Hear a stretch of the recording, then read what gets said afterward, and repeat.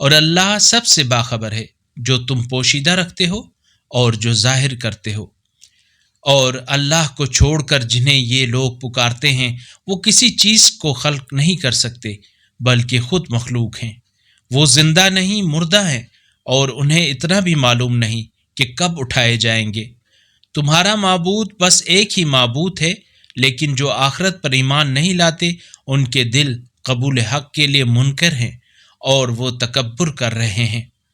یہ حقیقت ہے کہ وہ جو کچھ پوشیدہ رکھتے ہیں اور جو کچھ ظاہر کرتے ہیں اللہ اسے جانتا ہے۔ وہ تکبر کرنے والوں کو یقیناً پسند نہیں کرتا۔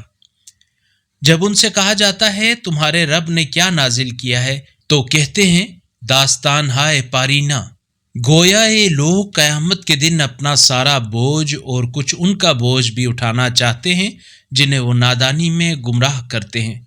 دیکھو کتنا برا بوجھ ہے جو یہ اٹھا رہے ہیں۔